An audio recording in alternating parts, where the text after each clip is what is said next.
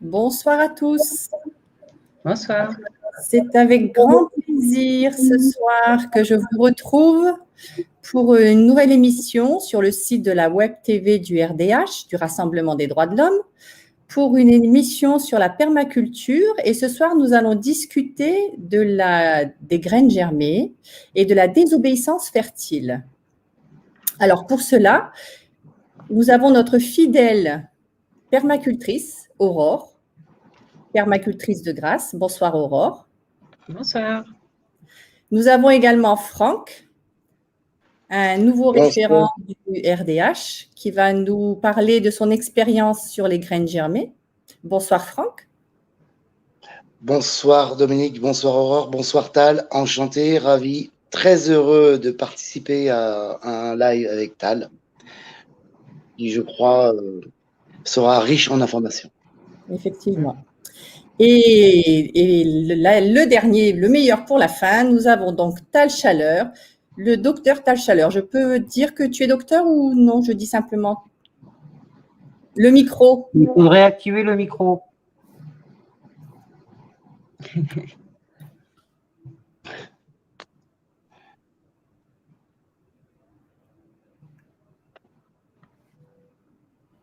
Dominique, on ne t'entend pas non plus. Ah bon? C'est pas grave, je ne parle pas. Tu m'entends là? Oui. J'attends que Tal y remette son micro. Alors, le micro de Tal est impossible à remettre en route de mon côté, donc il faudrait que ce soit Tal qui essaye de le remettre de lui-même. Alors, le micro, c'est en bas à gauche, Tal. En bas à gauche. Je crois qu'il ne le voit pas. On l'a perdu. Bon, c'est pas grave. Alors, sinon, Tal, je vous propose autre chose. Sinon, vous sortez et vous revenez. Ça réactive tout. Voilà. On va faire ça comme ça. Voilà, tout à fait. Alors, pour cette émission sur la désobéissance fertile et les graines germées, Aurore, j'aurais voulu savoir si, en fait, j'aurais voulu aimer que tu nous dises pourquoi on dit la désobéissance fertile. En quoi cela consiste?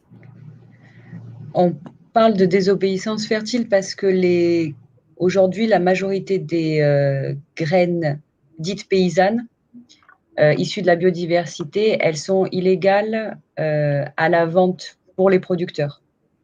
Et pourquoi? Parce qu'elles sont considérées, elles ne remplissent pas les critères d'homogénéité et de stabilité établis par la loi européenne. Ah! Voilà, ça marche. C'est facile, le micro est bon, je pense. Bonsoir Tal. Oui, on t'entend très bien. C'est parfait. Très bien, c'est parfait, génial. Merci beaucoup d'être avec nous ce soir. Mais c'est avec plaisir. J'apprécie beaucoup tout ce que vous faites avec le RDH et vraiment, je suis à fond avec vous. C'est gentil, merci. Aurore, justement, nous parlait de pourquoi la désobéissance fertile. Alors, oui, moi, je vais donner mon avis là-dessus. Moi, je suis donc médecin depuis plus de 50 ans. J'ai commencé à faire de la médecine normale, j'étais généraliste. Puis un jour, j'ai pris un médicament chimique que je prescrivais à mes patients, ça m'a rendu malade, et j'ai pris conscience que la médecine de Big Pharma, c'est comment prendre des gens malades et faire qu'ils le restent toute leur vie. J'ai eu un choc, parce que la médecine des vaccins et des médicaments, c'est la croyance que la santé va venir du dehors. Ben, c'est tout faux. J'ai découvert, avec toutes les médecines différentes, la médecine chinoise, l'homéopathie, l'ostéopathie, etc., que ce que le médecin doit faire, c'est d'aider le corps à se guérir de l'intérieur. Le corps a la capacité de tout guérir. Et les maladies sont des efforts du corps pour se guérir. Alors, intervenir extérieurement avec des produits chimiques et des vaccins, c'est une aberration totale. Alors, je me suis lancé dans toute cette notion d'apprendre aux gens à gérer leur santé. Mon slogan, c'est « La santé, ça s'apprend ». Et dans cette dynamique, je crois qu'aujourd'hui, c'est capital que nous ne restions pas à lutter contre. Parce que lutter contre le système, tous ces gens, etc., ça prend beaucoup d'énergie et finalement, ça nous détourne du vrai problème qui est que si on veut qu'un système change, c'est pas en luttant contre lui qu'on va le faire tomber, c'est en faisant autre chose. D'où la désobéissance fertile. La clé, c'est concentrons nos efforts, non pas à renverser, si, etc., consacrons nos efforts à faire autre chose que ce qui nous tue et nous rend malades. Et dans ce sens-là, justement, la permaculture, les graines germées, enfin, toutes ces techniques qui vont permettre de devenir autonome, c'est merveilleux. Parce que la clé, c'est de sortir de la dépendance. Tant que je crois que pour être heureux, je dois avoir mon caddie rempli, sortir du supermarché avec le caddie plein, aller chez McDo, avoir des vaccins, des médicaments, je suis dans la dépendance extérieure. Et là, je crois que le point commun qu'on a tous, c'est de donner aux gens des outils pour devenir indépendants du système. Et là, on va vraiment dans la bonne direction, qui est créer une autre société, une autre réalité, que de simplement se plaindre et d'accuser les autres. C'est pour ça que moi, Pardon. Ah, j'ai un écho. Décidément, ce soir. Oui. Bon? Oui, c'est bon, parfait. Ce soir, je demandais à Aurore justement pourquoi on est obligé d'en arriver à la désobéissance fertile. Pourquoi sommes-nous obligés de se prendre en charge tout seul? Comment c'est arrivé? Quand? Est-ce que vous avez une idée? Est-ce que…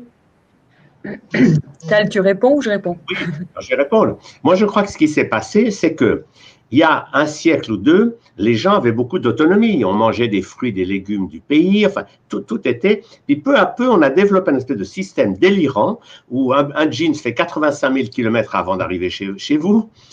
On achète des fruits de l'autre bout du monde. Enfin, on est un système mondialiste, mais qui est délirant. Parce que ceux qui ont pris ça en main, ils veulent que les gens obéissent. Et là, on est au fond du problème. Moi, ce que j'ai compris, c'est que l'obéissance à autrui est à l'origine de tous nos maux. Regardez un enfant, jusqu'à 4 ans, il n'obéit qu'à lui-même. Il est relié à son corps de lumière, il ne fait que ce qui lui semble juste, il n'obéit à personne. Mais à partir de 4 ans, l'éducation arrive avec le cerveau gauche qui est activé, et on dit à l'enfant, maintenant tu obéis aux autres, ceux qui savent mieux que toi où est ton bonheur.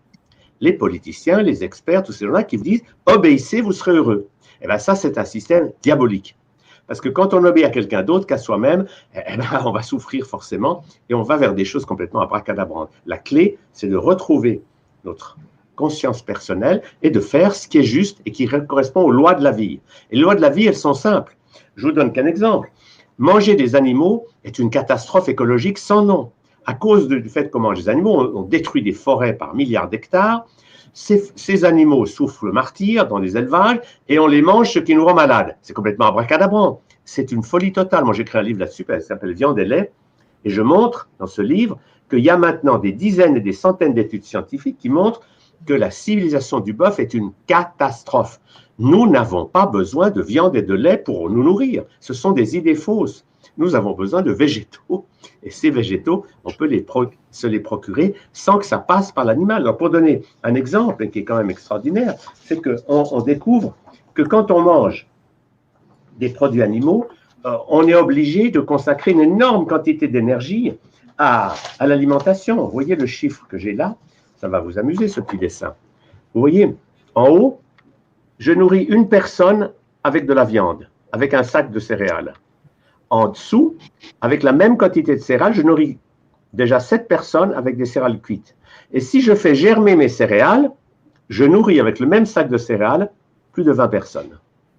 Donc ça montre que la faim dans le monde n'est pas liée au fait qu'on ne produit pas assez, on produit 1 kilo de céréales par habitant de la Terre, mais à nos habitudes ridicules et stupides qui consistent à, au lieu de faire germer les graines, on donne ça à des animaux qui ensuite nous rendent. Enfin, c'est un système délirant. Alors moi, mon message, c'est de dire, c'est simple, il faut se tourner vers d'autres modes alimentaires et c'est là que la permaculture des graines germées permet de voir autre chose. Pour donner un autre exemple amusant, c'est qu'avec un champ de tournesol, on pourrait nourrir des millions de personnes, des milliers, avec simplement un champ.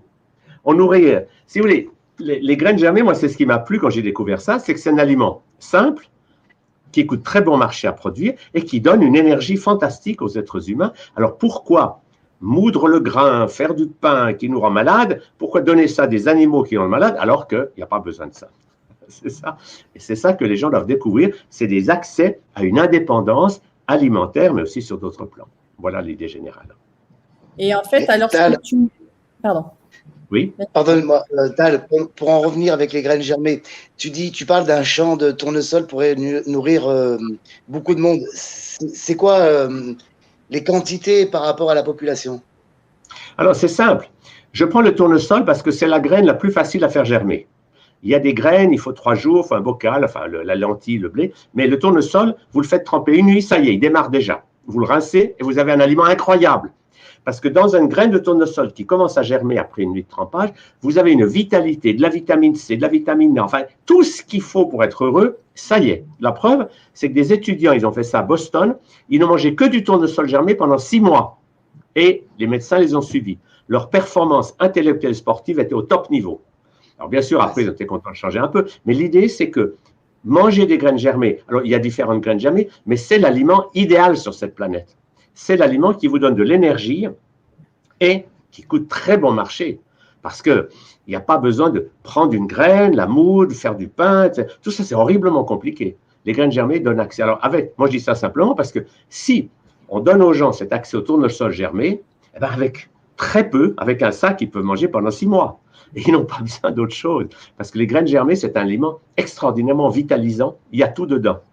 Donc, je ne dis pas forcément aux gens de faire que ça, mais l'idée, c'est que sortez du steak, McDo, etc., toute cette alimentation complètement dégénérée, bourrée de produits chimiques, découvrez la nature, la permaculture, les aliments vivants et les graines germées.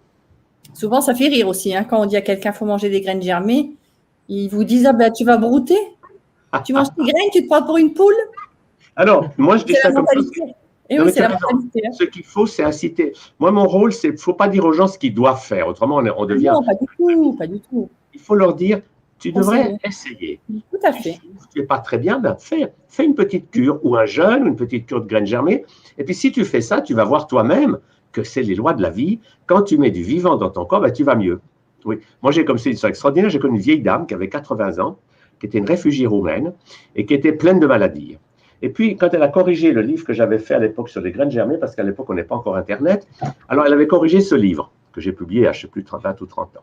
Et en le corrigeant, elle avait juste l'expérience de ces étudiants qui ont mangé que du tournesol pendant 6 mois. Ah ben, elle s'est dit, moi, je suis une vieille dame, je vais essayer 3 jours. Puis au bout de 3 jours, elle commence à se sentir tellement mieux qu'elle a continué pendant plusieurs mois. Mais au bout de plusieurs mois de tournesol germé, ses rhumatismes avaient disparu, c'était devenu une personne dynamique, enthousiasmée par la vie. Donc, à n'importe quel âge, c'est génial de découvrir qu'on peut rajeunir, avoir de la vitalité avec une alimentation différente. J'ai une question justement de Anna qui demande comment faire germer les graines. Alors, oui, je vais pas entrer dans le détail. Le tournesol est le plus simple. Il y a le tournesol de quinoa. Une nuit de trempage, ça y est, il démarre déjà. Vous rincez, c'est prêt. Les autres graines, la lentille, le blé, le fenugrec, etc., il faut un bocal, il faut les rincer 2 fois par jour et ça prend 3, 4, 5 jours. Donc, c'est une technique à apprendre. Et puis après, on peut non seulement manger ces graines germées, mais on peut aussi les planter sur un petit plateau avec de la terre et faire des jeunes pousses, qui sont des aliments merveilleux parce qu'ils sont riches en chlorophylle. Donc, ça permet d'avoir un jardin chez soi. Alors, je vous donne un exemple que j'ai vécu. J'ai connu une dame qui avait un hospice pour personnes âgées. Ils étaient tous là, vieux, fatigués, malades. Et bien, elle leur a commencé à apprendre à faire germer des graines, à cultiver leur petit plateau avec des jeunes pousses de tournesol ou de blé. Ça crée une ambiance fantastique parce que ces gens, même dans un hospice, pouvaient être des jardiniers. Le matin, ils se levaient, ils allaient regarder pousser leurs plantations et en plus, ils les mangeaient. Et ça donnait une énergie de gens qui rajeunissaient, qui étaient passionnés. C'est génial parce que le vivant, c'est toujours ça la solution. Or, l'industrie, ce qu'ils veulent, ils vous vendent du mort. Que ce soit des vaccins, des aliments ou des médicaments, c'est mort, c'est de la chimie. Alors que le vivant nous donne de l'énergie et de la joie de vivre. Nous avons une nouvelle question de Sandrine qui demande si la germination ne pose pas un problème sanitaire, un risque sanitaire. Ah, ça, c'est tout faux. Alors, il y a eu ça. C'est que quand les graines germées ont commencé à avoir beaucoup de succès, que pas mal de gens fabriquaient, les fabricants d'aliments industriels se sont dit, il faut qu'on casse ce mouvement. Alors, qu'est-ce qu'ils ont fait? Ils ont pris un laboratoire, ils ont prétendu qu'il y avait des bactéries dans les… C'était tout faux d'ailleurs, mais ils ont lancé ça, que c'était dangereux les graines germées. Et ils ont cassé comme ça le marché des graines germées, parce que plusieurs fabricants ont fait faillite à cause de ça. Donc, si vous voulez… Bien sûr qu'il ne faut pas faire n'importe quoi, parce que si vous faites mal germer vos graines, elles vont pourrir, bien sûr. Mais si vous avez respecté les protocoles simples, les graines germées, ça ne pose aucun problème sanitaire. De toute façon, on le voit, si elles sont plus bonnes, elles moisissent et elles ont une mauvaise odeur, tout simplement. Tout à fait. Voilà. Alors, revenons un peu à notre législation. Aurore, est-ce que tu pourrais nous expliquer un peu la législation au niveau des graines? Est-ce que tu aurais des renseignements à nous donner? Alors, au niveau des graines, la législation la plus récente, c'est la loi du 10 juin 2020 qui autorise les amateurs et les collectivités, territoriale à utiliser les graines dites paysannes, donc les graines qui ne sont pas au catalogue officiel, qui ne sont pas brevetées. Donc, en gros, les graines que tu fais dans ton jardin, tu peux les troquer, tu peux les revendre, tu peux en faire ce que tu veux, mais que aux amateurs et que aux collectivités territoriales. Nous, en tant que producteurs, on n'a pas le droit d'acheter ces graines-là pour revendre les fruits ou pour revendre ces graines-là, pour les reproduire. On est obligé d'acheter des graines qui sont au catalogue officiel. Le catalogue officiel, il date de 1949, si je ne dis pas de bêtises. Et il a été installé pour insérer un monopole sur les semenciers, les gros semenciers, puisque ça découle de la Seconde Guerre mondiale. Il a fallu récupérer tous les produits chimiques qui ont été utilisés pendant la guerre et en faire quelque chose. Donc, ils se sont dit, tiens, on va industrialiser l'alimentation et l'agriculture, puisqu'il faut nourrir tout le monde. Et on va créer des pesticides pour faire de l'alimentation plus moderne, plus efficace, plus rentable. Et c'est de là que découlent toutes les lois sur les graines et les pesticides. À partir de là. En gros, en très, très gros. Voilà. Et toi, tu utilises quoi comme graines? Les graines dites paysannes. J'utilise très peu d'hybrides. Les hybrides, c'est celles qui sont au catalogue officiel. Je dois avoir 10% d'hybrides pour 90% de graines paysannes ou issues de la biodiversité. Donc reproductibles. Parce que le principe des hybrides, on se trompe toujours, on parle d'OGM, mais ce n'est pas ça. Les hybrides, c'est un croisement entre deux graines pour créer une lignée pure, dite de première génération. Ça veut dire que pendant une saison, elle va donner quelque chose qu'on a choisi. Donc, une plus grande homogénéité, elle va être calibrée de la même façon, elle va avoir toute la peau dure, enfin, elle va être belle, quoi. Elle est faite pour être belle et homogène. Mais la seconde saison, si on prend ces graines et qu'on essaye de les reproduire, elle n'est pas stable, la variété. Donc, elle aura beaucoup moins de production. Et en général, à la 3e saison, ça ne donne plus rien. C'est mort, parce que c'est quelque part un peu du clonage, quoi. On prend et on ne stabilise pas la graine. Normalement, pour créer une variété nouvelle, pour un paysan, il faut des années et des années. Je ne sais pas, si je dis une bêtise, ce serait entre 7 et 10 ans pour essayer de créer une variété. Donc, c'est long, en fait, ça demande beaucoup de travail. Et eux, en quelques mois, ils créent une nouvelle variété, mais du coup, tous les ans, il faut qu'ils recréent. Donc, nous, en tant que producteurs, si on achète un hybride, l'année d'après, comme elle ne donnera rien, elle ne sera pas rentable, il faut racheter les graines. Ça crée aussi une dépendance pour les producteurs, surtout dans les pays pauvres. D'accord. Voilà. Et toi, tu utilises les graines germées? Tu le fais? Non, alors, moi, du coup, c'est vrai que le côté des graines, c'est vraiment pour la plantation, pour faire la production. Pour faire de la production, mais ça m'ouvre un nouveau panel de recherche, les graines germées, parce que j'en ai déjà mangé, j'en ai déjà entendu parler, mais là, je me dis, je peux les produire et c'est vraiment intéressant. Et surtout m'y remettre, parce que j'en mangeais plus. Et c'est vraiment, vraiment intéressant, quoi. On a une question d'une personne, Sandrine, qui voudrait savoir comment conserver les graines germées et doit-on les consommer rapidement? Oui, c'est une bonne question. Le propre des graines germées, c'est que c'est des aliments vivants. Et tous les aliments vivants, on peut pas, ils ne sont pas dans une boîte de conserve, on ne peut pas les garder sur un rayon. Donc, normalement, on produit des graines et on les mange tout de suite. On peut les garder éventuellement un jour ou deux au frigo, mais pas plus. On les mange quand elles sont dans leur pleine vitalité. C'est ça le principe. Mais comme on les produit de jour en jour, avec des bocaux, par exemple, on en a tout le temps. Donc, on devient un producteur. C'est ça qui est génial. Et celles qu'on fait pousser en graines, en jeunes pousses, eh ben, c'est joli dans la maison, là, des plateaux de blé, de tournesol. Ça crée une ambiance extraordinaire parce que des gens, même âgés, peuvent être jardiniers. Tout d'un coup, là, ça y est, ils sont entourés de bocaux, de plateaux. C'est vraiment génial. Ça rend les gens indépendants. Parce que tout le monde ne peut pas avoir un jardin potager. Mais tout le monde a un balcon ou quelques rayonnages, il peut commencer à mettre des bocaux et des jeunes pousses. C'est génial, ce côté-là. Et en fait, on peut faire ça avec tous les fruits et légumes qui ont des graines? Alors, bien sûr, il faut que les graines soient biologiques, parce que celles qui ont été traitées industriellement ne germent pas. Bon. Mais dès qu'une graine est naturelle, elle va germer.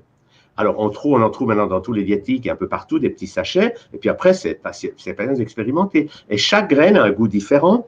Mais toutes se valent, elles ont toutes de l'énergie. C'est ça le côté. Alors, pour donner un exemple qui est extraordinaire, j'ai connu riziculteur. Il s'appelait Joseph Bon.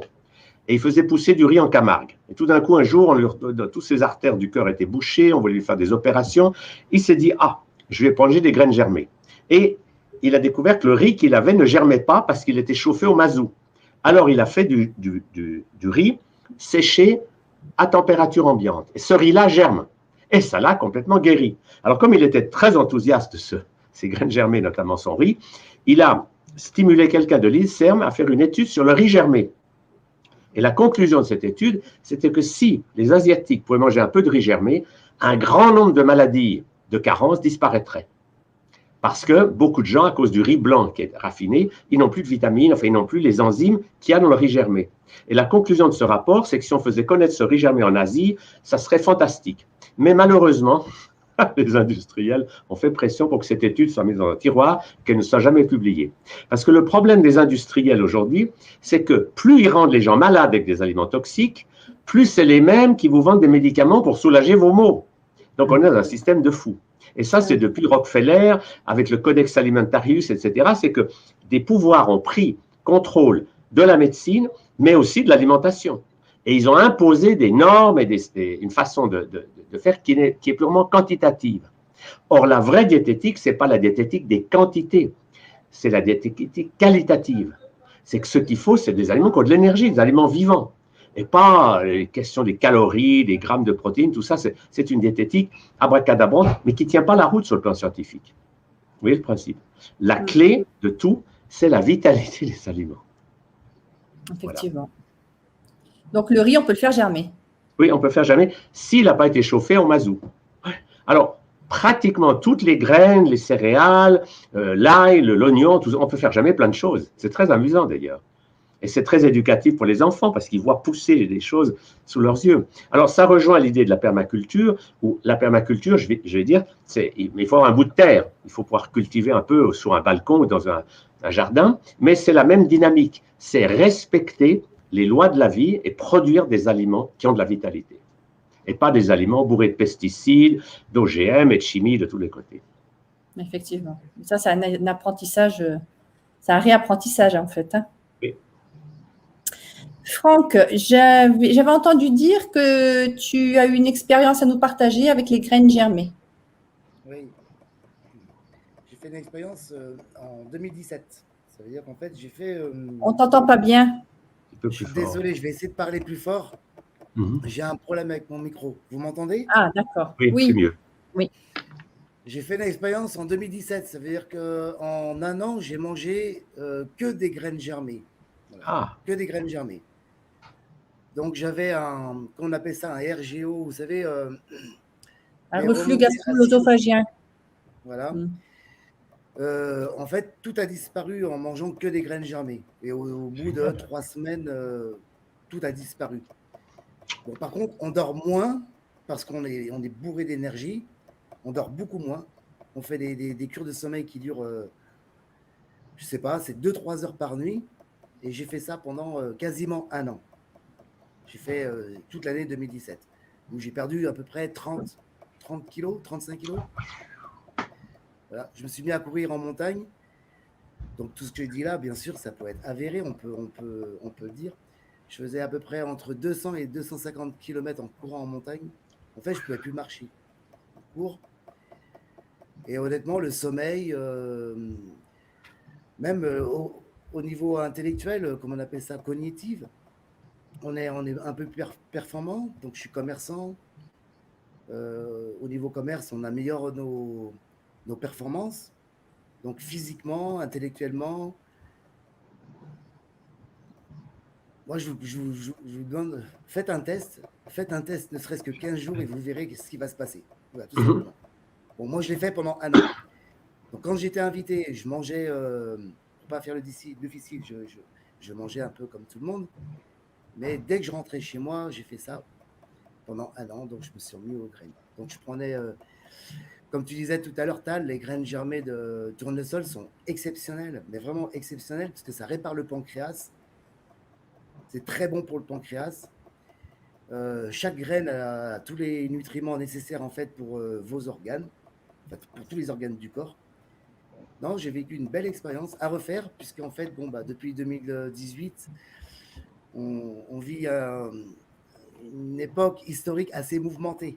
Donc, du fait qu'il se passe ces choses-là, on n'a plus le temps de s'entretenir, de prendre soin de nous pour telle et telle raison. Alors, je ne sais pas si c'est une excuse, mais en tout cas, c'est ce qui se passe. Donc, j'ai hâte que le RDH met en route de bonnes choses pour qu'en avril, eh ben, on puisse redémarrer une vraie vie collective et qu'on s'aime tous ensemble. Et puis, qu'on mange de graines germées. Rien ne m'empêche de manger votre viande, vos œufs, ça ne dérange pas. Mais les graines germées, ouais, c'est quelque chose d'assez puissant. Donc, j'ai fait ça pendant 12 mois. De temps en temps, je m'en refais, et il faut avoir le temps. Génial. Belle expérience. Bravo. Oui. Ça me rappelle l'expérience aussi de Moussé Teguenier, qui est un Éthiopien. Et il avait découvert qu'en Éthiopie, tant qu'il mangeait le teff, qui est un petit blé court et qui faisait germer, il n'y a jamais eu de famine. Et le jour où les Éthiopiens se sont mis à manger le blé envoyé par les Américains, la famine est arrivée comme par hasard. Et lui, avec son teff, il a vu que ça lui donnait beaucoup d'énergie. Et il est devenu un des 10 meilleurs marathoniens du monde, en ne mangeant un mois avant la compétition que des graines germées. Et c'est un des secrets de tous ces marathoniens que vous voyez courir, les Kenyans et les Éthiopiens, ils courent comme des gazelles, ils sont nourris de graines germées. Et ça leur donne une vitalité que n'ont pas les mangeurs de steak frites. Et dans beaucoup de sports d'endurance, le triathlon ou d'autres sports de ce genre-là, les graines germées, ça donne aux gens une vitalité qu'ils n'auraient pas avec les aliments classiques. Donc c'est passionnant. Le seul problème, c'est que quand un sportif dit « moi je mange des graines germées », les journaux n'en parlent pas. Parce que les journaux sont soumis à l'influence des annonceurs, je ne vais pas les nommer, mais tous ces gens qui vous vendent des aliments chimiques en mauvais état, ils ne veulent pas que vous sachiez que vous n'avez pas besoin d'eux. Donc, ils bloquent l'information sur comment se nourrissent les sportifs. C'est dommage, mais ça vaut la peine. Alors, pour une personne qui pose la question, qui est diabétique, justement, les diabétiques, s'ils jeûnent ou qui mangent des graines germées, ils voient s'améliorer la situation à toute vitesse. Vraiment, c'est extraordinaire. C'est un des outils fantastiques pour régénérer le pancréas, comme tu l'as dit, et pour découvrir que le diabète n'est pas une maladie incurable. Croire que j'ai le diabète, c'est à vie, que je dois prendre de l'insuline et des médicaments, c'est faux. 21 jours de jeûne ou un mois de graines germées, et la plupart du temps, vous êtes déjà 1000 fois mieux, si pas totalement guéri. C'est important de comprendre ça. De toute manière, Tal, dans l'expérience que j'ai vécue, bon, je l'ai vécue tout seul parce qu'on parlait aux gens que vous faites une expérience avec des graines germées, personne ne peut vous croire. Bon, après, on a plein de petits défauts. Donc, les défauts, ils m'ont rattrapé. Du style, vous savez, le petit pain au chocolat le matin avec le café, quelque chose de merveilleux. Hein. Mais c'est juste, en fait, un rappel du passé qu'on doit enlever. Moi, je vous invite à faire le test. Faites le test juste une seule journée pour les graines germées. Vous verrez que quand vous mangez votre repas, vous ne serez pas en hypoglycémie. Ça veut dire qu'en fait, vous n'aurez pas besoin de faire de sieste. Tout simplement. Une journée. Vous faites le test et vous verrez, et ça fonctionne très très bien. Alors, vous voyez, moi, ce que j'enseigne depuis 50 ans en alimentation, c'est la loi de base de l'alimentation humaine, elle est simple. C'est la règle des 3 V. V pour végétal, le corps humain est fait pour manger des végétaux. Tout ce que vous mangez qui vient d'animal vous rend malade. Et ça, c'est prouvé par d'énormes études aujourd'hui, portant sur des centaines de milliers de gens. Le deuxième V, c'est le V de vivant. C'est que si vous avez des végétaux, mais ils sont tous cuits, il n'y a plus d'enzymes et de vitamines. Donc, il faut avoir des aliments crus. Pas que ça, mais une bonne proportion. Et puis, le troisième V, c'est le V de varié. D'abord, il ne faut pas manger toujours la même chose. Et puis, il ne faut pas entrer dans une sorte de secte alimentaire où je ne mange plus que des graines germées toute la vie. Il faut de temps en temps, si vous êtes malade, mangez vivant. Et une fois que vous êtes guéri, faites la fête avec vos amis et buvez des champagnes. Donc, le V de varié, c'est un éloge de la mobilité. Parce que comme être humain, on a besoin de changement, on a besoin d'expériences diverses. Mais quand on a la chance, entre guillemets, d'être malade, là, ça vaut la peine de faire 1 mois ou 2 de graines germées ou de jeûne, de découvrir la puissance d'une alimentation différente. Et puis ensuite, une fois qu'on est guéri, pendant une semaine, on fait la fête. Il ne faut pas être fermé dans un système rigide. Voilà le principe. Alors en fait, les graines germées, chaque spécimen de graines germées aurait une influence sur un organe du corps ou toutes, elles apportent toutes quelque chose à tous les organes? Les deux sont vrais. Les graines germées, dans leur ensemble, apportent tous des vitamines, des enzymes, de la vitalité. Ça, c'est la notion générale. Ensuite, on peut affiner. Telle graine germée aura plus d'influence sur telle chose ou telle autre. Pour donner un exemple, les femmes orientales, elles mangent du fenugrec germé parce que ça leur donne une bonne odeur. Une femme qui a mangé du fenugrec, elle sent merveilleusement bon comme si elle avait mis des parfums coûteux. Donc après, on peut apprendre à faire tout ça. Mais la base, c'est que tout ce qui germe c'est vivant et ça vous donne du punch. Voilà l'idée de base. Ouais, Violette demande où on peut trouver des graines germées. En magasin bio. Alors maintenant, c'est facile. Il y a 50 ans, c'était difficile. Mais maintenant, dans tous les magasins diététiques, à peu près partout, vous trouvez des sachets de graines à germer. Voilà le principe. Mais moi, j'en ai acheté avec l'appareil aussi pour faire germer. Comme je suis en appartement, j'ai pas de jardin. Donc, j'ai le petit appareil en plastique, là où je mets les graines, je les arrose tous les jours. Et au bout de 3 jours, je peux commencer à les manger. Voilà, c'est une des formules. Je les fais tremper pendant 12 heures ou 24 heures dans de l'eau. 12 heures en général. Alors, oui, tout à fait. Alors après, il y a toute une stratégie. L'idée de base, si vous voulez, pour les graines germées, c'est qu'on va les mettre, je vous montre le petit diagramme, on va les mettre dans un bocal, on va les faire tremper pendant une nuit, et puis après, on va mettre le bocal en biais, et on va rincer 2 fois par jour. Et certaines graines sont prêtes après 2 jours, d'autres après 3, d'autres après 4. Donc, c'est vraiment simple comme technique, il n'y a pas à dire. En fait, il n'y a pas besoin d'acheter tout ce Saint-Antoine que j'ai acheté, quoi. Non, le germoir, c'est bien aussi. Il y a plusieurs façons de faire. Moi, je ne veux pas opposer des choses qui sont complémentaires et qui ont chacune leur valeur. Ouais. Non, mais c'est vrai que quand on ne connaît pas, on voit ça, bon, on achète, quoi. On ne sait pas comment ça fonctionne. Les germoirs, c'est bien, mais après, si on veut des quantités plus importantes, les bocaux permettent de faire plus de production. C'est ça. Alors, c'est des choses qui se complètent. Après, il faut connaître le genre de graines qu'on peut récupérer et où. C'est toujours pareil. Bon, après, ça vaut la peine d'acheter un livre, pas forcément le mien, mais il y en a plusieurs livres. Oui. J'ai plusieurs amis qui ont fait des livres là-dessus, qui donnent toutes les graines avec le temps de trempage, etc. Vous avez un mode d'emploi et après, vous vous y mettez. Mais vous l'avez fait? Bien sûr. Non, moi, j'ai enseigné ça depuis 50 ans avec la Fondation Soleil que j'avais à l'époque. On avait lancé tout un enseignement sur les graines germées. Et d'ailleurs, 2 personnes qui ont écrit des mails là-dessus, Marcel Monnier et Carole Dougou, viennent de cette fondation. On était passionnés par les graines germées. Et ton livre, tu l'as là? Alors, ça, c'est le mien. C'est un petit livre que j'ai écrit là-dessus, mais il y en a d'autres qui sont plus complets sur toutes les graines décrites l'une après l'autre et les temps de trempage. Enfin bref, il y a des livres qui sont des sortes de bibles. Alors, avec le mien, les gens peuvent déjà commencer, mais après, si vous allez plus loin, ça vaut la peine d'acheter un de ces livres qui vous donne un peu la vision globale et tout. La base. Ouais. Voilà. Alors, combien faut-il en manger par jour? Alors, c'est comme si vous me disiez combien de temps est-ce qu'il faut se promener dans la forêt chaque jour. Ben, moi, je dirais le plus possible. Alors, l'idée, c'est que l'avantage avec les graines, vous ne pouvez pas en manger trop. Parce que quand vous avez assez, le corps dit stop. Donc, vous ne risquez pas de faire une indigestion en en mangeant trop. Ce n'est pas comme les croissants, les aliments industriels. Alors, vous en mangez autant que vous voulez. C'est ça l'idée. Et puis, l'idéal pour avoir des résultats, c'est de faire comme Franck l'a fait, une cure, où pendant quelques temps, vous mangez que ça. Ça, c'est l'idéal. Parce que là, vous voyez à quel point ça dynamise l'organisme, ça vous guérit plein de maladies à toute vitesse. C'est vraiment… Et puis après, on en prend quand on le sent. Il n'y a pas de règle. Ce n'est pas des quantités où un médecin va vous dire, vous devez prendre 10 grammes par jour. C'est vous qui allez sentir. Parce que le but de tout ça, c'est de développer une conscience, de sentir ce dont notre corps a besoin et d'arrêter de manger pour anesthésier ses émotions. Parce que la plupart des Français, des Suisses ou des Belges, ils mangent 4 à 10 fois plus qu'il faudrait pour leur corps parce qu'ils ne mangent pas pour se nourrir, ils mangent parce qu'ils sont pleins de peur, de stress, de colère. Ils ont vu que quand ils mangent beaucoup, ça les calme. Ils s'anesthésient. Alors qu'avec les graines germées, il n'y a pas ça. On a de la vitalité, mais on n'a pas ce que les gens ont, c'est qu'ils mangent, puis pendant un moment, ils se sentent lourds, puis après, ils ont un coup de pompe, ils remangent. Enfin, toute cette alimentation déséquilibrée fait que les gens deviennent obèses et malades, alors qu'avec les graines germées, ce n'est pas possible de ne pas guérir à toute vitesse. Bien sûr, il n'y a pas forcément que ça, il faut aussi un travail sur les émotions, sur d'autres choses, mais c'est vrai que moi, depuis 50 ans, mon enthousiasme, c'est que je vois des gens qui sont malades, et ils font 1 mois ou 2 ou 3 de graines germées, et ils vont forcément 1000 fois mieux qu'avant. Voilà l'idée générale. Après, c'est des expériences à faire. Nathalie, le nom des livres.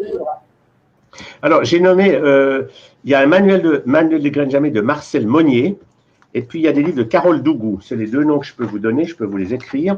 C'est les 2 principaux qui ont fait des bons livres là-dessus.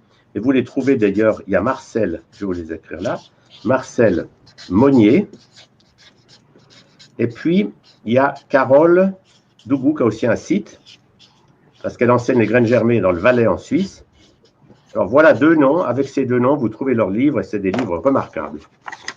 Voilà, Marcel Monnier et Carole Dougou. Je dirais que c'est les 2 noms à connaître, C'est vraiment les meilleurs enseignants dans ce domaine-là. Alors, il y en a d'autres aussi. Après, il y a plein de gens qui parlent de ça. Mais l'idée, c'est que ça s'apprend. C'est facile. C'est vraiment plus facile. Il n'y a pas... Parce que ça ne vous demande pas de gros investissements financiers. Vous n'avez pas besoin d'acheter un appareil à 5 000 euros.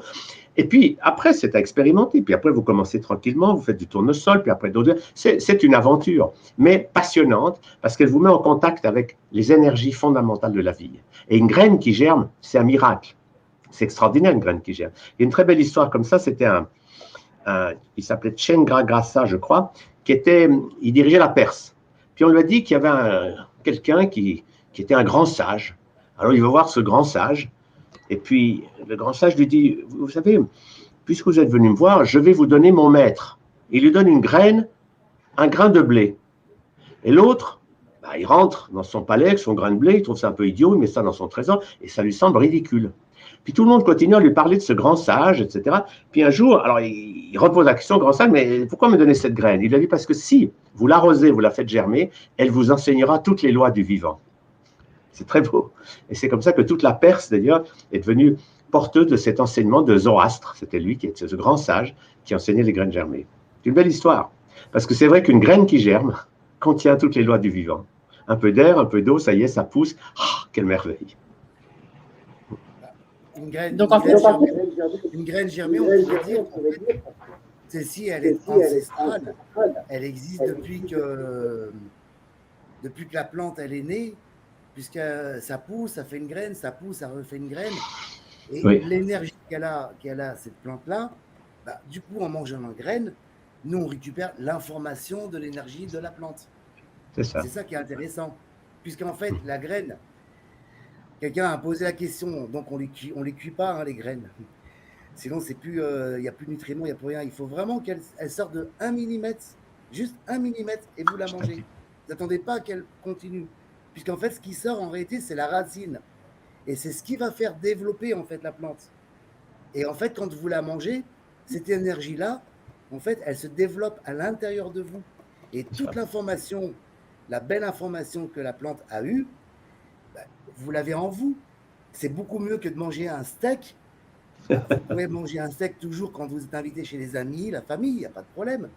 Mais derrière, il faudra éliminer en fait toutes les toxines qu'il y a en fait dans le steak ou dans la chimie. Donc, on ne demande pas aux gens d'être végétariens ou végétaliens, mais c'est mieux. Je mange de la viande, hein, je ne vous cache pas. Je mange de tout. Mais l'idéal, que quand j'ai fait cette expérience-là, franchement, je regrette. J'ai envie d'y retourner. Bon, après, on a quand même un environnement qui est assez stressant par rapport à tout ce qui se passe au niveau national et international. Donc, ce n'est pas une excuse, mais c'est vrai que c'est un petit peu plus compliqué. Voilà. Mais je pense que si nous tous, on ferait ça tous ensemble, ça serait quelque chose de formidable et de magique. Moi, je pense que c'est Dominique, hein, je crois que tu as commencé ton jeûne. Oui, je me suis lancée aujourd'hui. Félicitations. Super. Merci. Je vais essayer de tenir 3 jours, ce serait parfait. J'ai mes petites Comment graines les qui m'attendent. agrémenter, Pardon? on peut agrémenter en fait les graines germées, avec de l'huile de lin, de l'huile de courge. Oui, on peut faire des salades, c'est infini ce qu'on peut faire. Il y a toute une alimentation. Nous, on a fait un livre là-dessus, comme ça, qui s'appelle L'alimentation vivante pour votre santé. Et c'est tout des recettes à partir de fruits, de légumes et de graines germées. Je vous assure, c'est une gastronomie passionnante. Nous, on faisait une époque des ateliers là-dessus. C'est délicieux. C'est une sacrément bonne cuisine. Mais ce n'est pas la cuisine archi-cuite qui n'a plus de goût et qu'il faut rajouter des épices dedans. C'est des choses vivantes. Et alors, vous mélangez graines germées avec un légume cru, avec l'huile de lin, d'autres choses comme ça, et vous découvrez la gastronomie du bonheur, en quelque sorte. Il y a un exemple comme ça qui est fantastique, c'est l'Institut Hippocrate, à West Palm Beach, en Floride. Moi, je collabore avec eux depuis 50 ans. Ils voient arriver des gens du monde entier qui sont en très mauvais état de santé, et 3 semaines après, notamment parce qu'ils mangent que de l'alimentation vivante, plus d'autres techniques qui les aident, ils repartent dans une énergie sensationnelle. Parce que l'alimentation saine, vivante, c'est vraiment une des bases de la santé. Parce que Hippocrate le disait il y a déjà 2500 ans, il disait que l'aliment soit ton médicament. Parce que croire qu'on va aller vers la santé avec des médicaments chimiques, ça, désolé, c'est une colossale erreur de notre époque. Alors, ça ne veut pas dire qu'il faut renoncer totalement aux médicaments chimiques. Moi, j'ai cette vision-là qui est la complémentarité des médecines. C'est-à-dire que vous avez la médecine chimique, qui peut sauver des vies dans des cas particuliers. Vous avez les médecines douces, acupuncture, homéopathie, et les moyens de santé. Et les moyens de santé, dans les moyens de santé, il y a justement les graines germées, l'alimentation vivante. La clé, c'est que plus vous allez vers des choses vivantes, vous donnez de la vie à votre corps, plus il va être vivant. Plus vous le remplissez de produits complètement mortifères, plus vous êtes malade. C'est des choses évidentes quelque part. Ce qui est extraordinaire, c'est de voir que la pression des industriels fait qu'ils ont réussi à bloquer l'information sur ces graines germées. C'est quand même inouï. Alors que c'est simple. Je vous donne un exemple qui va vous faire rire. J'étais à Boston, à l'Institut Hippocrate, avant même Brian Clemens, c'était Ann Wigmore. J'étais dans cet institut qui faisait des graines germées, moi les gens mangeaient ça, et il y a eu une tempête de neige. Et on voyait par les vitres de l'institut des gens qui faisaient la queue pendant 3-4 heures en plein froid, par moins 30, pour avoir quelque chose à acheter à manger. Et nous, dans l'institut, on disait, mais nous, on pourrait rester 6 mois avec nos graines germées, on n'a pas besoin de sortir. Vous voyez, ça donne une dynamique d'indépendance et de liberté. Pour les jeunes, c'est génial parce qu'ils font des économies sensationnelles. Beaucoup de jeunes manquent d'argent. Mais quand ils dépensent leur argent en steak frites ou au McDonald's, ça coûte cher finalement. Alors qu'avec des graines germées, et en voyage, j'ai un de nos patients, il a fait ça. Il a fait le pèlerinage de Saint-Jacques-de-Compostelle en ne mangeant que des graines germées. Eh ben, il avait une forme éblouissante, il marchait 3 fois mieux que les autres. Donc, il y a des tas d'exemples que ça donne de l'autonomie. Et moi, pour moi, le mot-clé aujourd'hui, c'est qu'il faut que les gens deviennent indépendants. Parce que tant que vous dépendez de systèmes, que ce soit les vaccins, ou ce qu'on appelle vaccins maintenant, que ce soit des injections génétiques, que ce soit les médicaments, ça vous rend dépendant. Et tous les produits et les aliments aussi qu'on vous vend, ça vous rend dépendant. Vous devenez un toxicomane. Parce que quand vous mangez ces aliments, par exemple, trop riches en sucre, ben vous les mangez, c'est agréable, puis 2 heures après, vous avez un coup de pompe parce que vous êtes en manque, et vous en reprenez. Et c'est comme ça que les gens deviennent obèses. Alors qu'avec les graines germées, les aliments vivants, vous sortez de l'obésité, vous entrez dans une joie de vivre que beaucoup de gens ont perdue. Voilà le principe général. Dis-moi, Tal, pendant qu'on est sur le sujet, par exemple, un diabétique, oui. Parmi tant d'autres, hein, un diabétique, s'il mange des graines germées, est-ce que ça pourrait faire descendre son insuline? Parce qu'en fait, c'est quoi? Bien sûr. Alors, ce que je peux dire, avec 50 ans de recul, c'est qu'un diabétique qui va commencer graines germées, plus du jeûne, parce que le jeûne, c'est aussi une manière extraordinaire. Moi, j'ai fait la préface d'un livre de mon ami Gabriel Cousins qui s'appelle « Guérir le diabète en 21 jours ». 21 jours de jeûne avec des jus de légumes, les 3/4, les 4/5 des diabètes guérissent. Donc, le jeûne ou les cures de graines germées, c'est extraordinaire parce que ça marche tout le temps. Alors, je ne vais pas dire qu'on va guérir tous les diabètes en 21 jours, mais presque. Alors, il y a quelques diabètes, il faut leur faire un peu 2-3 choses de plus, mais c'est quand même fantastique de voir qu'en 3 semaines, 9 diabétiques sur 10 peuvent s'en sortir. C'est comme inouï de savoir ça. Alors qu'on dit à des diabétiques, ah ben vous savez, c'est à vie, votre insuline, c'est toute la vie. Alors, pour les industriels, c'est un marché colossal, mais pour les gens, c'est une catastrophe. Parce que du coup, vous voyez, ils sont dans une vie handicapée, alors qu'ils peuvent s'en sortir. Pour moi, ce que j'ai compris, c'est qu'il n'y a pas de maladie inguérissable. Mais quand on va justement découvrir le jeûne, les graines germées, plus la naturopathie, plus d'autres choses, eh ben on va dans une dynamique de joie et de réveil des facultés merveilleuses de notre corps pour s'auto-guérir. Parce que la guérison vient toujours du corps lui-même, elle vient du dedans.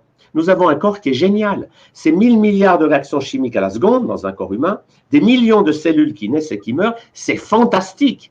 C'est un orchestre symphonique hallucinant. Et arriver dans cet orchestre symphonique avec de la chimie ou des produits vaccinaux, enfin ce genre de choses, c'est vraiment, on a perdu la tête. On est dans une folie noire.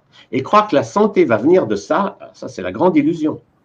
Mais la clé, c'est de se prendre en main et découvrir toutes ces choses-là, simples, efficaces. Et là, dans la même ligne, la permaculture, cultiver son jardin, quelle chance, quelle merveille de pouvoir faire pousser des choses qu'on a mis dans terre et qu'on voit pousser, c'est génial. Sauf qu'aujourd'hui, par rapport à la permaculture et au jardinage, la plupart des gens vivent dans des grandes villes. On n'a pas de terrain, on n'a pas de terre. C'est pour ça qu'avec le RDH, en 2022, je pense qu'on va avoir de la terre, mais énormément de terre, puisqu'en fait, on va se réapproprier en fait ce qu'ils nous ont chippé, ce qu'ils nous ont volé. Il faut être clair. faut dire la vérité, il faut dire la vérité telle qu'elle est. Aujourd'hui, les firmes pharmaceutiques, elles sont bien là, en fait, pour nous faire crever de leur chimie, Oui, c'est de ça. leur cuisine industrielle. Si vous avez des produits qui sont où il y a du glyphosate, vous savez que quand il pleut, ils arrosent du glyphosate pour éviter le champignon. Oui. En fait, ils sauvent la culture conventionnelle par rapport aux pesticides. Si vous prenez des aliments avec des pesticides, faites une prière et puis il n'y aura plus de pesticides. Hein, en attendant d'avoir des terrains, je pense qu'il faut faire une bonne prière et il n'y aura pas de pesticides. Je suis primeur, donc je vends des fruits et des légumes, je sais ce que je vends. Je ne vends pas de bio. En France, il n'y a pas de produits biologiques. Il n'y en a pas. On est.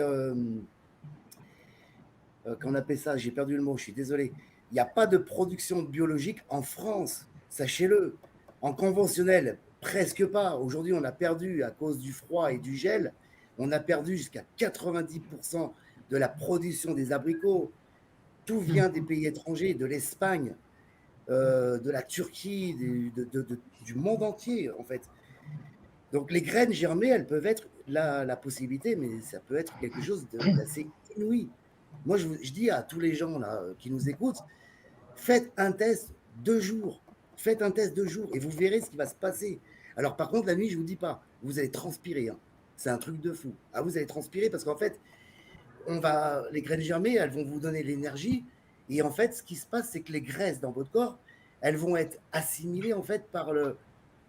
Les graisses vont être assimilées par je sais pas, le manque de notre nutrition conventionnelle, on va dire. Et c'est de la folie. C'est juste merveilleux. Vive les graines. Oui, il faut juste savoir que les graines germées, comme ça donne beaucoup d'énergie au corps, on peut au début faire des cris de nettoyage. Là, il ne faut pas s'inquiéter. Si tout d'un coup, après 3 graines germées, vous avez une fièvre terrible ou je ne sais pas quoi, ben c'est que le corps est en train de se nettoyer, se dépolluer. Et c'est ça qui est important à comprendre, c'est que toutes les méthodes naturelles aident le corps à se guérir de l'intérieur. Donc, on va avoir des cris de nettoyage. Le drame de beaucoup de gens, c'est que quand ils font une crise d'élimination, que ce soit en jeûne ou les graines germées, s'ils ne comprennent pas, ils vont chez le médecin, on leur donne des antibiotiques et on bloque tout ça. Parce qu'aujourd'hui, la médecine est devenue meurtrière par abus de chimie. C'est ça que les gens doivent réaliser. Parce qu'on a perdu les lois du vivant. Et les lois du vivant, c'est que la vie nourrit la vie, alors que la chimie nourrit la mort. C'est ce qu'il faut comprendre. C'est vrai. Donc, en fait, on devrait tous être adeptes de la désobéissance fertile, quoi. Bien sûr. Et c'est notre futur. Parce que les gens qui restent à obéir, surtout aujourd'hui, vous savez, on vient de prouver que ce qu'il y a dans ce qu'on appelle faussement des vaccins, mais qui sont en fait des injections de substances génétiquement modifiées, c'est des armes biologiques. Et il y a dedans des choses, moi je mets ça dans mes blogs, c'est hallucinant. On est en train d'empoisonner des millions de gens comme ça, en disant non, non, c'est un monde délirant. Mais quelque part, il faut que les gens se réveillent et qu'ils prennent conscience que c'est à eux de développer leur santé par un mode de vie sain et des choses naturelles, et de ne pas croire que quelque chose d'extérieur va leur apporter la santé. Ça, c'est la clé de tout. Bon, mais je pense qu'on a fait le tour. Est-ce que vous avez d'autres sujets, d'autres questions? Vous avez des questions peut-être ou des sujets? On va nous parler un peu de permaculture aussi, ou bien? En fait, il y avait une question tout à l'heure, avant ça. Il y avait une question, quelqu'un qui demandait quelle action juridique, en gros, on pouvait prendre pour retrouver l'autonomie des graines. Mais en fait, ça se fait déjà. Ça fait des années qu'il y a des mouvements à l'Union européenne qui se battent pour faire passer des lois pour réautoriser les graines dites paysannes. Et d'un autre côté, du coup, ce qu'on disait avec les graines germées, c'est le même principe pour les potagers, pour ceux qui ont des potagers. Pour tous les particuliers qui peuvent faire leur petit potager, récupérez vos graines. Il y a des banques de semences qui s'installent de partout en France de plus en plus. Donnez ces graines aux banques de semences, ça les réactive. Ça en fait de plus en plus, ça remet en place la biodiversité. Eux, ils peuvent les reproduire avec des petits producteurs qui bossent avec eux. Tout ça, c'est de la résistance, de la désobéissance fertile, la résistance aux lois qui sont passées. Et tous les particuliers qui ont un petit potager peuvent le faire. C'est ne pas acheter ces fruits et légumes en supermarché, mais essayer de trouver des petits producteurs à côté de chez vous. C'est sûr qu'il n'y a pas la même variété, mais bon, au moins, vous essayez de voir comment ils bossent. Et puis, le mieux, c'est qu'ils bossent en naturel. Je ne peux pas parler de bio parce que le bio, maintenant, c'est un peu tout et n'importe quoi. Mais il y en a qui bossent bien en bio, il y en a qui bossent mal en bio. Donc, il faut les connaître, il faut parler avec eux, il faut chercher un petit peu renouer plus. des liens de proximité. Mais c'est vrai que l'idéal, c'est de faire son jardin. Alors, j'aimerais citer un exemple. J'avais vu ça à Boston il y a au moins 25 ans. Il y avait des terrains vagues dans Boston, il y avait des délinquants. Enfin, c'était vraiment. Et puis, il y a eu des gens qui ont eu l'idée de créer les jardiniers urbains. Ils ont demandé à la mairie de ces terrains qui servaient à rien, eh ben les gens ont fait des petits lopins et les gens des immeubles descendaient cultiver leur jardin. Et ça crée une ambiance extraordinaire. J'ai vu ça. Chacun avait son petit jardin. Ils échangeaient entre les Chinois, les Brésiliens. Ils échangeaient leurs semences et ça crée un tissu social magnifique. Il y a des villes en Angleterre aussi qui ont fait ça. C'est que dès qu'il y a une plate-bande, allez hop, on plante des choses et chacun vient se servir quand il veut. C'est génial. Donc il y a des tas de solutions. Parce que les villes, si on commence à planter sur les toits et dans les pelouses, on peut en faire des jardins. C'est génial. Ouais. Effectivement. Et puis après, vous savez, c'est ça qui est bien. On peut cultiver sur son balcon, on peut faire des graines germées dans son appartement. Enfin, l'idée, c'est de désobéir, c'est sortir de tous ces systèmes où on dépend de l'extérieur et d'apprendre à devenir autonome, indépendant et joyeux et libre. Parce que quand on est dans cette dynamique, on n'a plus peur de manquer. Surtout les graines germées, par exemple. Vous avez un sac de tournesol chez vous, ben vous pouvez passer 6 mois sans sortir. Donc, vous risquez jamais de manquer de quoi que ce soit. C'est extraordinaire de comprendre ça. Là, il y a Théo Sauer qui dit qu'il faut savoir que 80% des graines bio sont des graines F1. Voilà, c'est ça. Oui, c'est des graines F1, mais si c'est des graines germées, même si c'est la graine F1, c'est pas très important, puisqu'en fait, c'est la graine germée qui compte.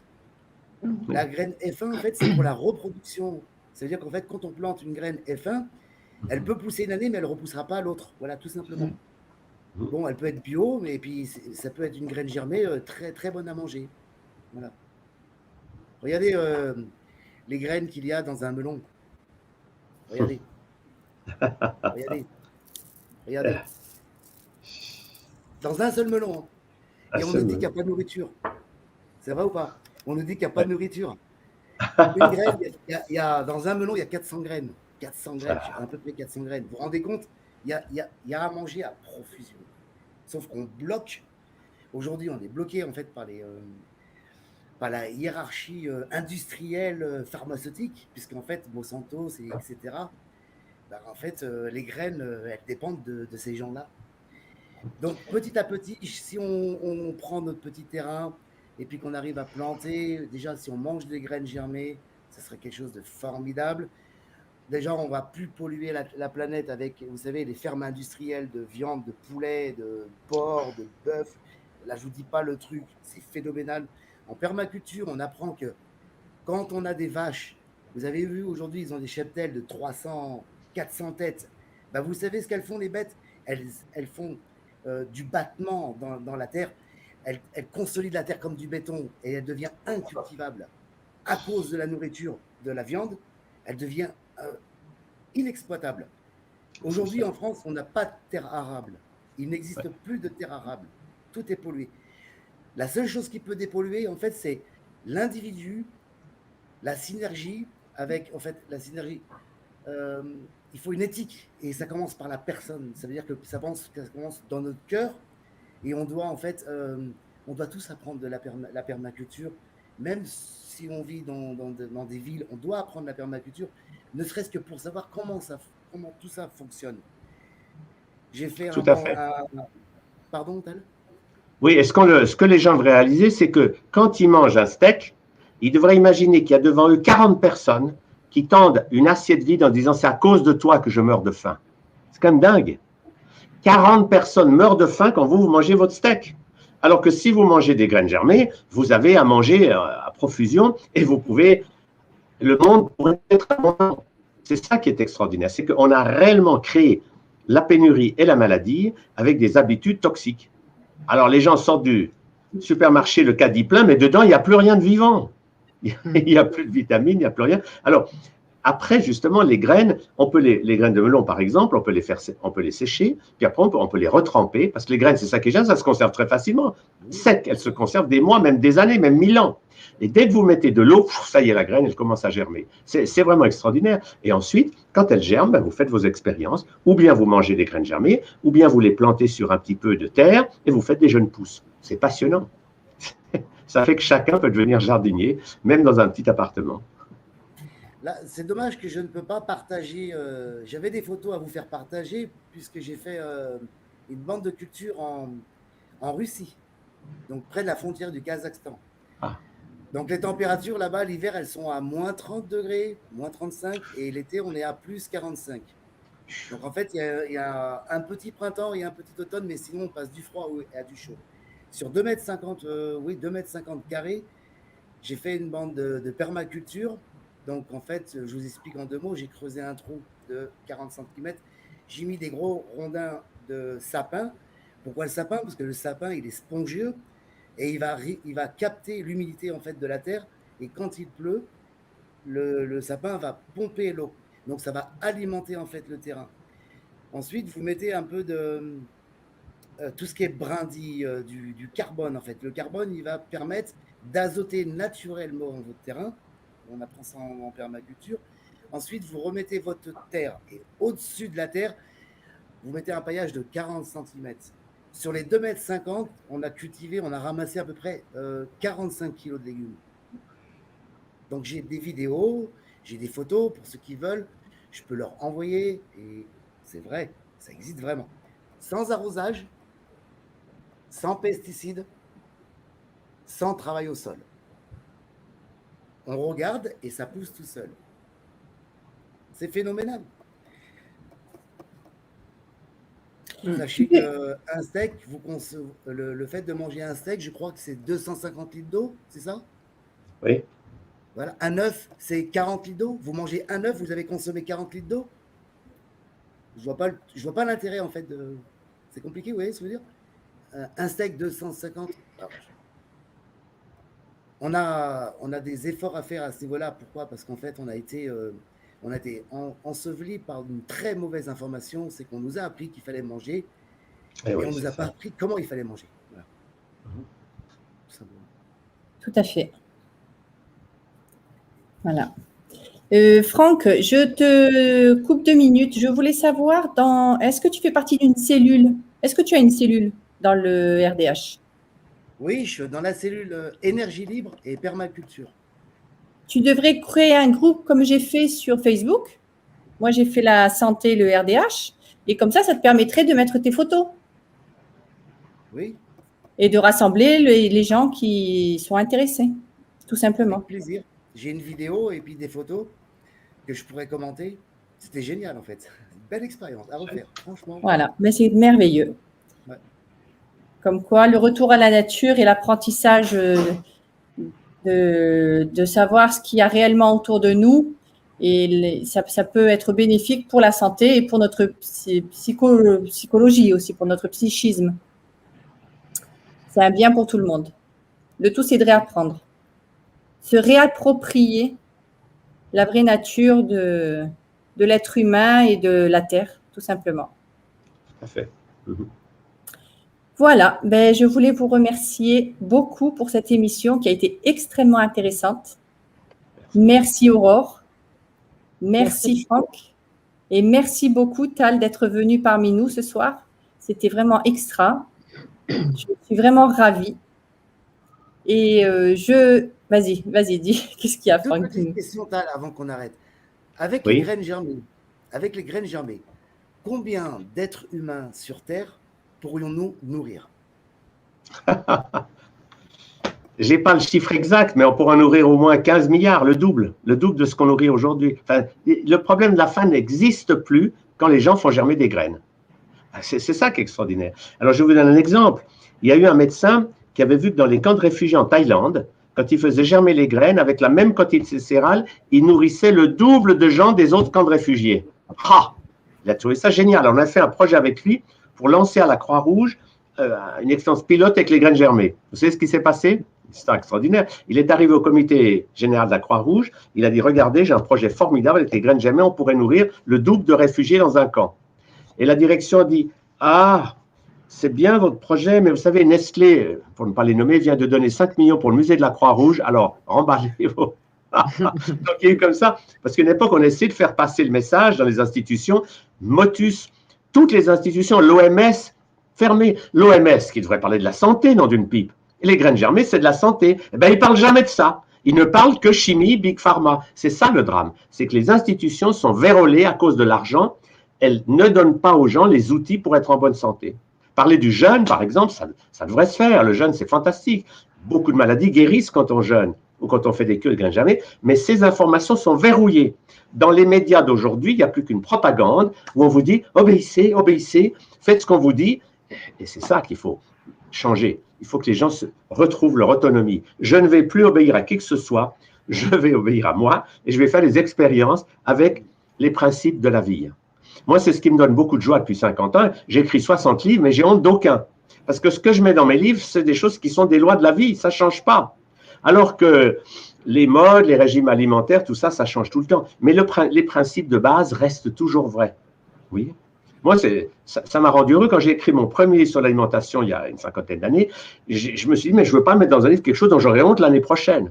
Alors, je me suis vraiment concentré sur les lois du vivant. Et ces lois ne changent pas. Végétal, vivant, varié, vous êtes dans une loi fondamentale qui est vraie dans tous les pays, à toutes les époques, et qui vous donne une direction pour aller vers une alimentation de santé, plus qu'une alimentation qui détruit votre immunité, votre santé.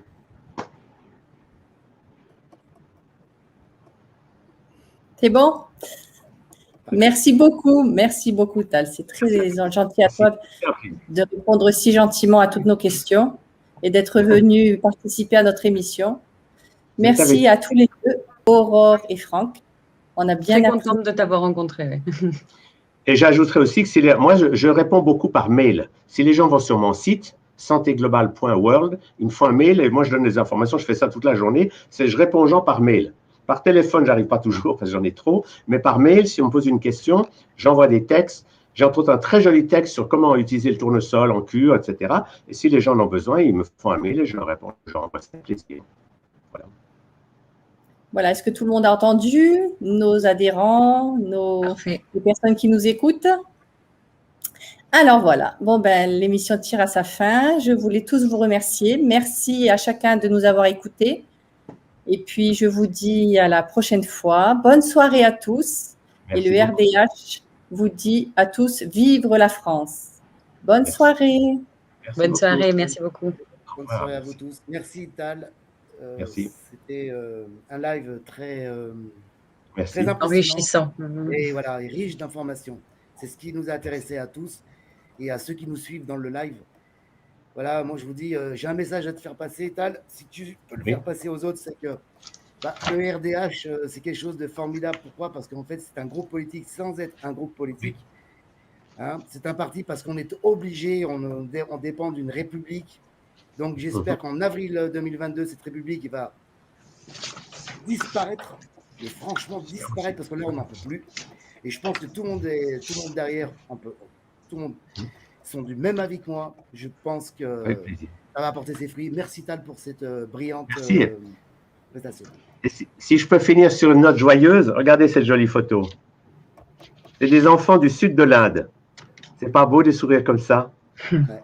Je crois que c'est ça qu'on doit respecter. C'est que ces enfants, ils ont besoin de nous, qu'on ne les tue pas avec des produits chimiques, mais qu'on leur donne l'occasion de vivre et d'être heureux.